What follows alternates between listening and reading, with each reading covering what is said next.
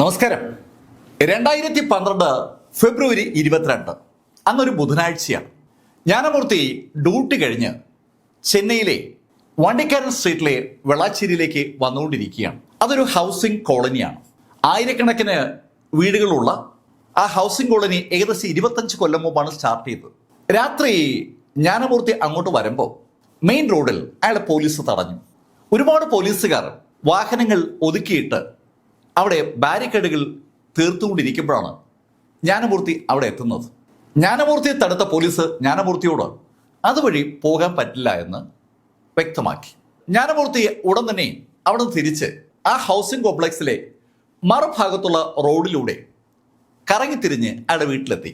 അയാള് അങ്ങനെ വീട്ടിലെത്തി കുളിയൊക്കെ കഴിഞ്ഞ് ഉറക്കം പിടിച്ചു വരുന്ന സമയത്ത് എന്തോ ചില ശബ്ദങ്ങൾ അയാൾ കേട്ടു. എന്തോ പൊട്ടുംപോലെയാണ് കേട്ടത്.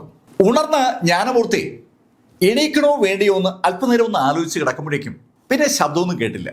അയാള് നല്ല ഉറക്കത്തിലായി.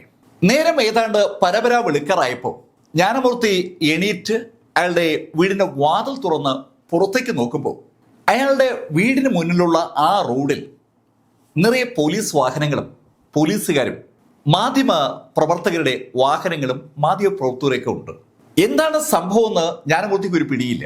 ജ്ഞാനമൂർത്തി അടുത്ത വീട്ടിലേക്ക് നോക്കുമ്പോൾ അവിടെയുള്ള ആളുകളൊക്കെ ഇതേ കാഴ്ച കണ്ട് അമ്പരം നിൽക്കുകയാണ്. എന്താണ് സംഭവിച്ചതെന്ന് മനസ്സിലാകത്തോണ്ട് ജ്ഞാനമൂർത്തി അയാളുടെ വീട്ടിൽ നിന്ന് റോഡിലേക്ക് ഇറങ്ങി. ഈ സമയത്ത് പല സ്ഥലത്തു നിന്നും ആളുകൾ റോഡിലേക്ക് ഇറങ്ങിയിട്ടുണ്ട്. അവരെല്ലാവരും മാധ്യമപ്രവർത്തകരോടും പോലീസുകാരോടൊക്കെ എന്താന്ന് ചോദിക്കുകയാണ്. ആ ചോദ്യത്തിന്റെ ഉത്തരം തേടി ആളുകൾ അലയുമ്പോൾ സകല ആളുകളുടെയും കണ്ണുകൾ ഒരു വീട്ടിലേക്ക് വന്നു. ആ വീടിന്റെ മുന്നിലാണ് നിറയെ പോലീസുകാരുള്ളത്. പോലീസുകാരുടെ അടുത്തേക്ക് മാധ്യമപ്രവർത്തകർക്ക് പോകാൻ താല്പര്യമുണ്ടെങ്കിലും അവിടേക്ക് മാധ്യമപ്രവർത്തകരെ പോലീസ് കയറ്റിവിടുന്നില്ല. ശരിക്കും ഒരു ബൗണ്ടറി തന്നെ പോലീസ് അവരാൽ അവിടെ തീർത്തിട്ടുണ്ട്. ആ വീട് ആൾക്ക് പരിചയമുള്ള വീടാണ്. അവിടെ കുറച്ച് ചെറുപ്പക്കാർ താമസമുണ്ട്. ആ ചെറുപ്പക്കാരും ഈ പോലീസും തമ്മിൽ എന്താണ് പ്രശ്നം? അങ്ങനെ നാട്ടുകാർ ആലോചിക്കുമ്പോഴേക്കും അനവധി മുതിർന്ന ഉദ്യോഗസ്ഥർ സ്ഥലത്തെത്തി. അവർക്കൊപ്പം ഫോറൻസിക് വിദഗ്ധരും അതുപോലെ ആശുപത്രിയുമായി ബന്ധപ്പെട്ട ഡോക്ടേഴ്സും ഒക്കെ അവിടേക്ക് വരുന്നത് നാട്ടുകാർ കണ്ടു. അപ്പോഴും ആളുകൾക്ക് സംഭവം എന്താണെന്ന് മനസ്സിലായിട്ടില്ല. ആളുകൾ പരസ്പരം ചോദിക്കുകയും ചെയ്യുന്നുണ്ട്, എന്താണ് സംഭവം. അപ്പൊ ചിലര് അതിനിടയിൽ പറയുകയും ചെയ്തു, രാത്രി ഒരു വെടിയുടെ ശബ്ദം കേട്ടു എന്ന് പറയുന്ന ആളുകളുണ്ട്, ഞങ്ങളാരും കേട്ടില്ല എന്ന് പറയുന്ന ആളുകളുമുണ്ട്. ആളുകളെ പോലെ തന്നെ ഏതാണ്ട് ശൂന്യതയിൽ നിൽക്കുകയാണ് മാധ്യമ പ്രവർത്തകരും. ആ സമയത്ത് ഒരു മുതിർന്ന ഉദ്യോഗസ്ഥൻ മാധ്യമപ്രവർത്തകരുടെ ചോദ്യങ്ങൾക്ക് മറുപടി പറഞ്ഞു തുടങ്ങി. അദ്ദേഹം അവരോട് പറഞ്ഞത് ഒരു ചെറിയ കഥയാണ്. 2 ദിവസം മുമ്പ്, അതായത് ഫെബ്രുവരി 20 ചെന്നൈയിലെ ഇന്ത്യൻ ഓവർസീസ് ബാങ്കിന്റെ കീഴ്ക്കാട്ടയിൽ ശാഖയിൽ ഏകദേശം ഉച്ചയോട് അടുപ്പിച്ച് 5 ആളുകൾ കയറി ചെല്ലുകയുണ്ടായി. അപ്പോൾ സമയം കൃത്യം 1 മണി കഴിഞ്ഞ് 30 മിനിറ്റാണ്. മുഖംമൂടി ധരിച്ച ആ 5 ആളുകൾ അസിസ്റ്റന്റ് മാനേജർ ഭാസ്കറേയും സ്വീപ്പറായ വടിവേലുവിനെയും തോക്ക് ചൂണ്ടി ഭീഷണിപ്പെടുത്തി. അവരെ തോക്കിന് മുന്നിൽ നിർത്തിയിട്ട് ആ സമയത്ത് ആ ബാങ്കിൽ ഉണ്ടായിരുന്ന മുഴുവൻ ആളുകളെയും, ജീവനക്കാരെയും കസ്റ്റമേഴ്സിനെയും ഒന്നടങ്കം സ്റ്റോർ റൂമിലേക്ക് കയറ്റി.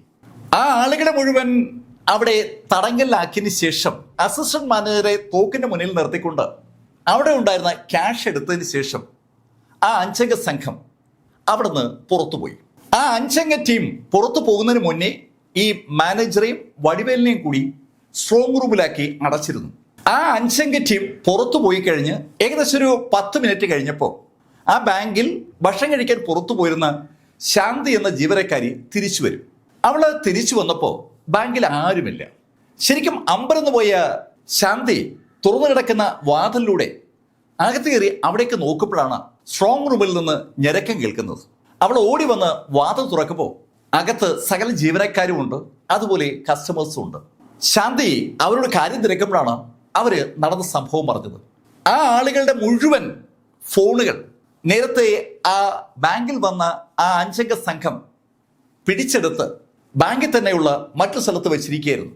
ആ വിവരങ്ങൾ അപ്പോൾ തന്നെ ബാങ്ക് ഉദ്യോഗസ്ഥർ വിളിച്ച് പോലീസിനെ അറിയിച്ചു. ബാങ്കിലെത്തിയ പോലീസ് അവിടെയുള്ള ഉദ്യോഗസ്ഥരുടെയും അതുപോലെ ആ സമയത്ത് ബാങ്കിൽ ഉണ്ടായിരുന്ന കസ്റ്റമേഴ്സിന്റെയും മൊഴിയെടുത്തപ്പോൾ അവർക്ക് പെട്ടെന്ന് നേരത്തെ നടന്ന ഒരു സംഭവമായി അതിന് ബന്ധമുണ്ടെന്ന് തോന്നി. ഏകദേശം 1 മാസം മുമ്പ് ജനുവരി 23 ബാങ്ക് ഓഫ് ബറോഡയുടെ പെരിങ്കുടി ശാഖയിൽ സമാന സ്വഭാവത്തിൽ ഒരു റോബറി നടന്നിരുന്നു. അന്നും ഏകദേശം ഒരു 30-35 വയസ്സിനകത്ത് പ്രായമുള്ള 5 ചെറുപ്പക്കാർ ഉച്ചയ്ക്ക് ഏകദേശം ഇതേ സമയത്ത്, അതായത് 1:30 മണിയോട് അടുപ്പിച്ചാണ് ബാങ്കിലെത്തിയത്. അന്നും അവരുടെ മോഡസ് ഓഫ് ഓപ്പറാൻഡി ഇന്ന് ഇന്ത്യൻ ഓവർസീസ് ബാങ്കിൽ നടന്ന അതേ ശൈലിയിലാണ്. തോക്ക് ചൂണ്ടി ആളുകൾ മുഴുവൻ ഒരു മുറിയിലാക്കിയതിന് ശേഷം അന്നും മാനേജറുടെ സഹായത്താൽ കൗണ്ടർ തുറന്ന് കൗണ്ടറിനകത്തുള്ള പണവും എടുത്തുകൊണ്ട് അത് സ്ഥലം വിടുകയായിരുന്നു. അന്ന് ബാങ്ക് ഓഫ് ബറോഡയിലും അവരെടുത്തത് പരമാവധി 10 മിനിറ്റാണ്. ഇവിടെ ഈ ഇന്ത്യൻ ഓവർസീസ് ബാങ്കിലും അവർ അത്ര സമയമേ എടുത്തിട്ടുള്ളൂ.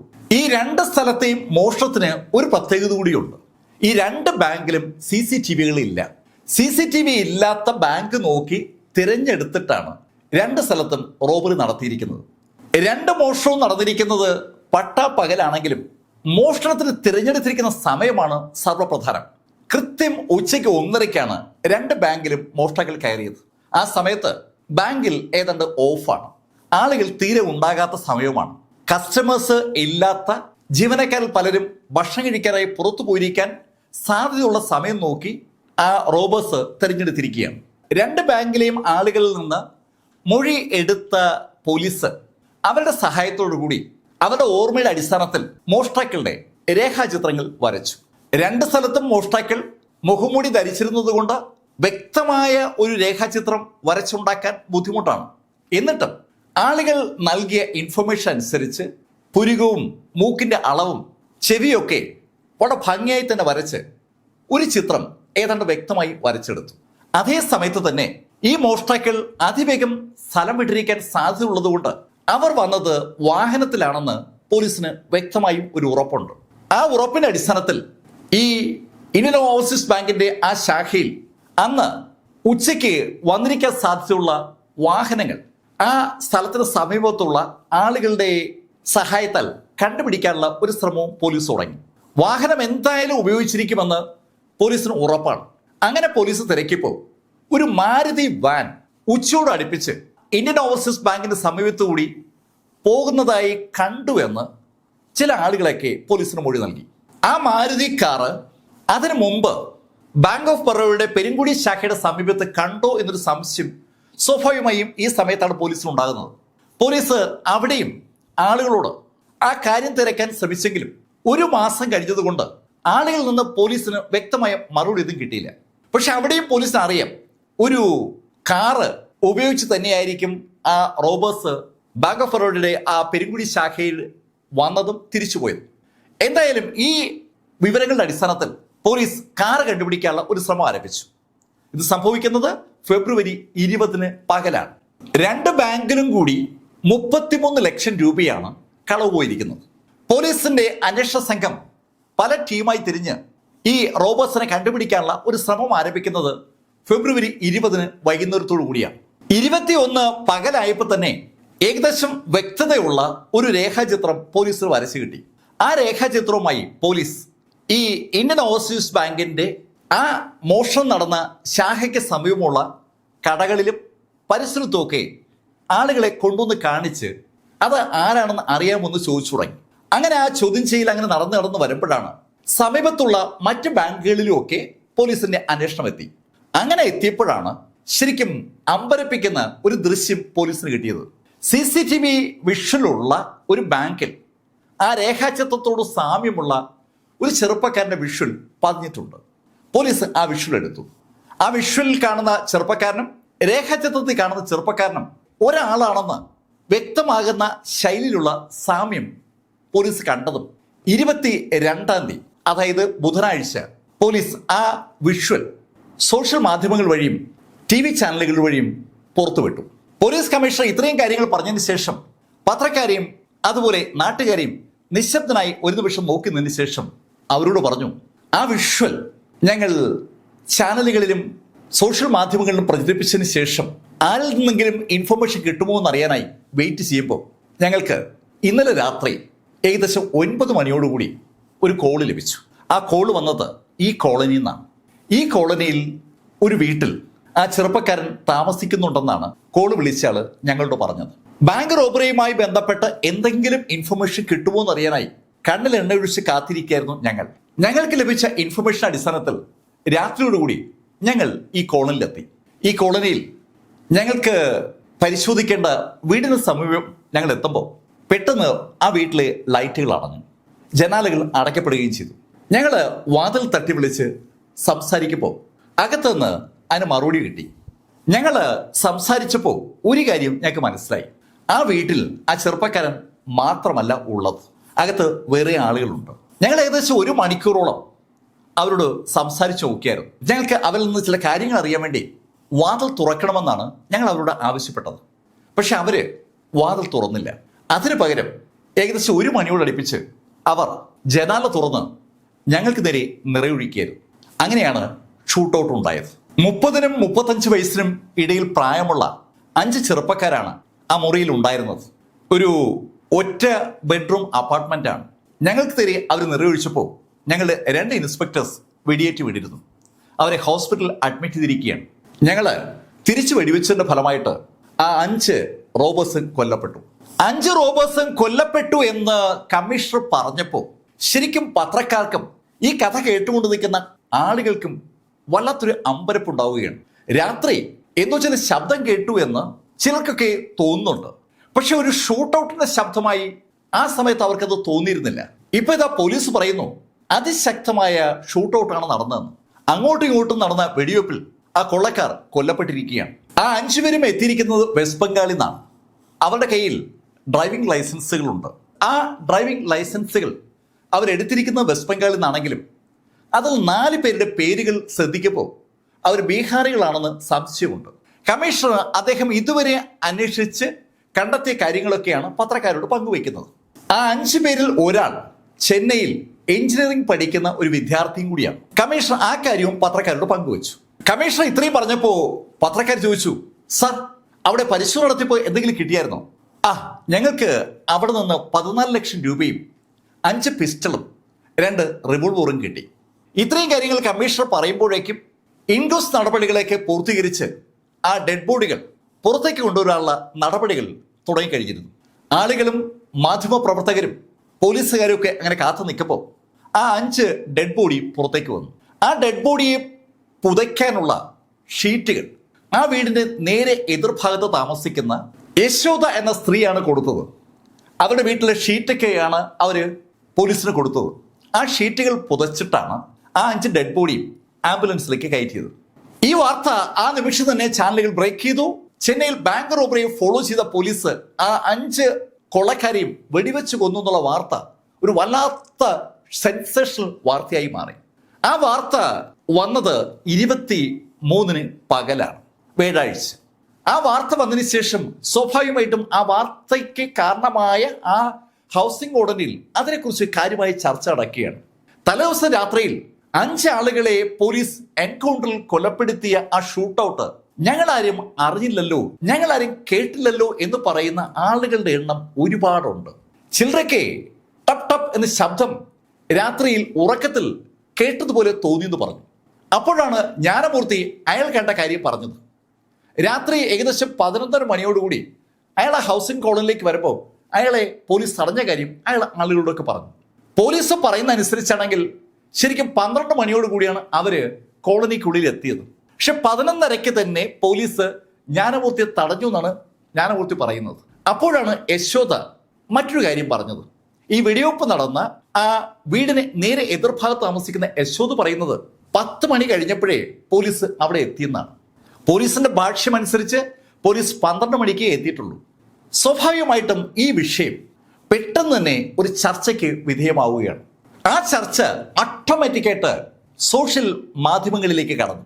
ഫേസ്ബുക്ക് വളരെ സജീവമായി രംഗത്ത് വന്നു തുടങ്ങിയിരിക്കുന്ന കാലഘട്ടമാണ്. ഫേസ്ബുക്കിൽ ഈ വിവരങ്ങൾ പങ്കുവെച്ച ആ ഹൗസിംഗ് കോളനിയിലെ ആളുകൾ അവിടെ നടന്നത് ഒരു ഫേക്ക് എൻകൗണ്ടർ ആണെന്നുള്ള ശൈലിയിലാണ് സംസാരിക്കുന്നത്. അവർക്കൊക്കെ വ്യക്തമായ അഭിപ്രായമുണ്ട്. ഒരു എൻകൗണ്ടറും അവിടെ നടന്നിരിക്കാൻ സാധ്യതയില്ലെന്നാണ് അവരൊക്കെ പറയുന്നത്. ഇതിന്റെ അനുരണനം എന്ന നിലയിൽ മാധ്യമങ്ങളും ആ വിഷയം ഏറ്റെടുത്തു. അർദ്ധരാത്രി ഒരു വീട്ടിലേക്ക് ഇരച്ചു കയറി പോലീസ് അവിടെ ഉണ്ടായിരുന്ന 5 ചെറുപ്പക്കാരെ വെടിവെച്ച് കൊല്ലുകയായിരുന്നു. ആ ശൈലിയിലായി മാധ്യമങ്ങളുടെ പ്രചാരണം.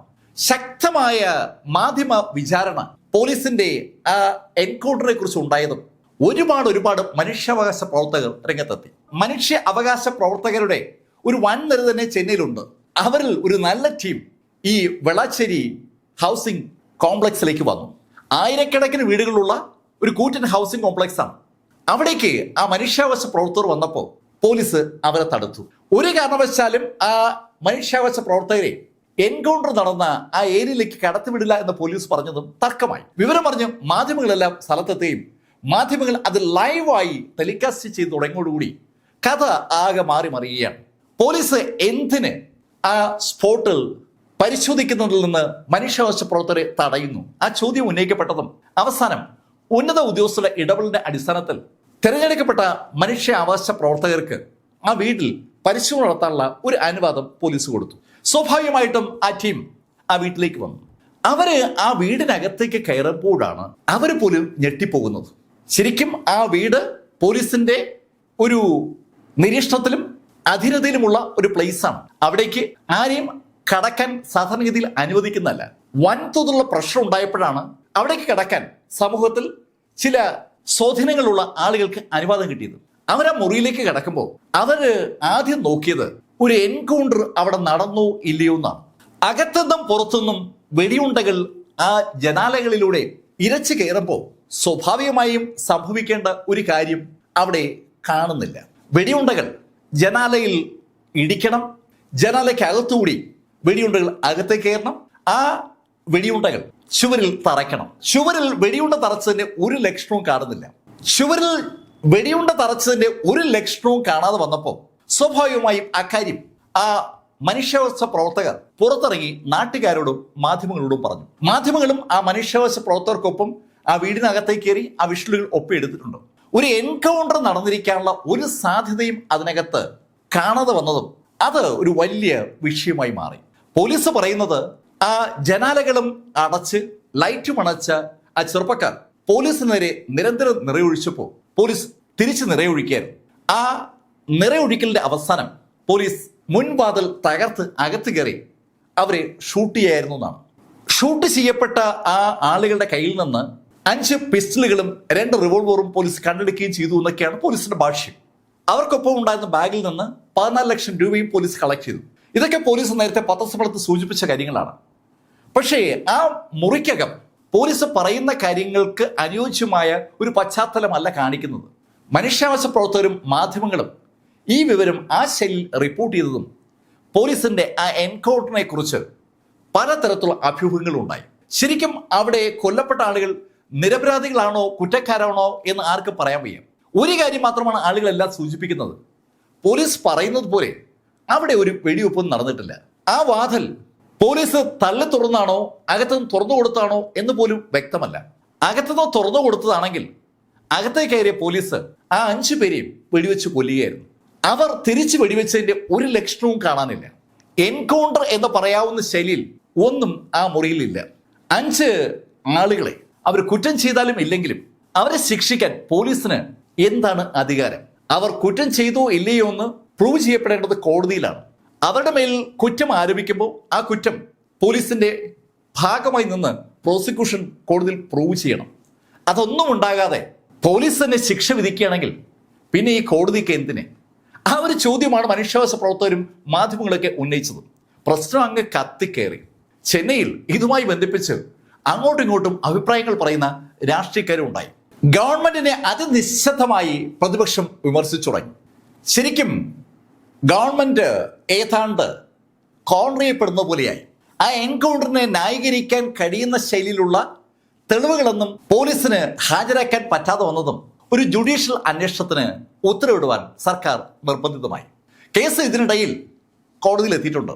വിചാരണ കോടതി സ്വാഭാവികമായിട്ടും പോലീസിന് ഒപ്പമാണ് നിന്നത്. ഹൈക്കോടതിയും അവസാനം അസന്ധിഗ്ധമായ ആ വിധി പറഞ്ഞു. കിട്ടിയിരിക്കുന്ന സാഹചര്യ തെളിവുകളുടെ അടിസ്ഥാനത്തിൽ ഒരു കാര്യം വ്യക്തമാണ്. വെടിയേറ്റാണ് ആ 5 പേരും കൊല്ലപ്പെട്ടിരിക്കുന്നത്. അവർ തിരിച്ചു വെടിവെച്ചു എന്ന് തന്നെ വിശ്വസിക്കാൻ ഒരു ദൃക്സാക്ഷിയെ പോലീസ് ഹാജരാക്കിയിരുന്നു. ആ 5 ഡെഡ് ബോഡികൾ പുതപ്പിക്കാനായി വസ്ത്രങ്ങൾ നൽകിയ നേരെ എതിർഭാഗത്ത് താമസിക്കുന്ന യശോദയാണ് ആ സ്ത്രീ. അവര് പോലീസ് ആ 5 പേരോടും വീടിന് പുറത്തുനിന്ന് സംസാരിക്കുന്നത് കണ്ടുവെന്നാണ് പത്രക്കാരോടും കോടതിയോടും പറഞ്ഞത്. ആ സംഭാഷണം ഏകദേശം 1 മണിക്കൂറോളം നീണ്ടു നിന്നും അവസാനം അകത്ത് നിന്ന് പോലീസുകാരെ വെടിവെക്കുന്നത് അവർ കണ്ടുവെന്നും ശബ്ദം കേട്ടുവെന്നും അവർ വെളിവാക്കി. ആ ദൃക്സാക്ഷിക്ക് പുറമെ ഹൈക്കോടതി മുഖവിലക്കെടുത്തത് പരിക്കേറ്റ 2 ഇൻസ്പെക്ടേഴ്സിന്റെ മൊഴികളാണ്. അവർക്ക് വെടിയേറ്റത് അകത്ത് നിന്നുള്ള ഫയറിംഗ് വഴിയാണ്. അവരുടെ പുറത്ത് തറച്ചിരിക്കുന്ന ആ വെടിയുണ്ടകൾ പോലീസ് ഗണ്ണിൽ നിന്നല്ല. ആ വെടിയുണ്ടകൾ വന്നിരിക്കുന്നത് പോലീസ് സീസ് ചെയ്ത അകത്തുണ്ടായിരുന്ന തോക്കുകളിൽ നിന്നാണ്. ആ തോക്കുകൾ ഉപയോഗിച്ച് വെടിവെച്ചിരിക്കുന്നത് അതുകൊണ്ട് തന്നെ അകത്തുണ്ടായിരുന്ന ആ 5 പേരിൽ ആരൊക്കെയാണ്, ആ 5 പേരിൽ ആരാണ് പോലീസുകാർ വെടിവെച്ചതെന്നും കൃത്യമായി കോടതിയിൽ പ്രൂവ് ചെയ്യാൻ പ്രോസിക്യൂഷന് പറ്റി. ആ 5 പേരുടെയും വിരലുകൾ ഫോറൻസിക്കർ വിശദമായ പരിശോധനയ്ക്ക് വിധേയമാക്കിയിരുന്നു. ആ 5 പേരിൽ പലരുടെയും കൈവിരലിന് അകത്ത്, നഖത്തിൻ്റെ അകത്ത് വെടിമരുന്നിൻ്റെ അടയാളമുണ്ടായിരുന്നു. ആ വെടിമരുന്നും അവരുപയോഗിച്ച തോക്കിലെ വെടിമരുന്നും തമ്മിൽ ബന്ധിപ്പിക്കാൻ ഫോറൻസിക് വിദഗ്ധർക്ക് എളുപ്പം പറ്റി. ബാലിസ്റ്റിക് വിദഗ്ധർ ആ കാര്യം കോടതിയിൽ സാക്ഷ്യപ്പെടുത്തുകയും ചെയ്തു. അതിന്റെ അടിസ്ഥാനത്തിൽ ഹൈക്കോടതി അവസാനം വിധി പറഞ്ഞു. ഈ എൻകൗണ്ടർ ജനങ്ങളുടെ ജീവൻ രക്ഷിക്കാനുള്ള പോലീസിന്റെ ഒരു ശ്രമത്തിനിടയിൽ സംഭവിച്ചതാണ്. അതല്ലാതെ മാധ്യമങ്ങളും മനുഷ്യാവകാശ പ്രവർത്തകരും ആരോപിക്കുന്ന പോലെ വ്യാജമായ ഒരു എൻകൗണ്ടർ അല്ല. പോലീസിന് അനുകൂലമായി ഹൈക്കോടതി ആ വിധി പറയുന്നത് 2013 ജൂലൈ 5-നാണ്. ശരിക്കും ചെന്നൈ പോലീസിനെ വട്ടം ചുറ്റിച്ച ഒരു എൻകൗണ്ടർ കഥയാണ് ഈ വെള്ളാച്ചേരി കഥ. ഈ കഥയിൽ പോലീസ് അനുകൂലമായി ഹൈക്കോടതി വിധി പറഞ്ഞെങ്കിലും ഇപ്പോഴും ആ വെള്ളാച്ചേരിയിലെ ആളുകൾ ഒരു വല്ലാത്ത കൺഫ്യൂഷനിലാണ്. ഇത്രയും ശക്തമായ ഒരു എൻകൗണ്ടർ നടന്നിട്ട് തൊട്ട് അടുത്ത് താമസിക്കുന്ന ആളുകൾ പോലും സംഭവം അറിയുന്നത് രാവിലെയാണ്. അത് ഇപ്പോഴും അവരെ കൺഫ്യൂസ് ചെയ്യുന്നുണ്ട്. എവിടെയോ ഒരു അവ്യക്തത ഉണ്ട് എന്ന് തന്നെയാണ് ഇപ്പോഴും വെള്ളാച്ചേരിക്കാരോട് ഈ കാര്യം സംസാരിക്കുമ്പോൾ അവർ നമ്മളോടും പറയുന്നത്.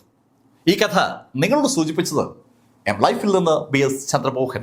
കമന്റുകൾ ചെയ്യുക. Thank you.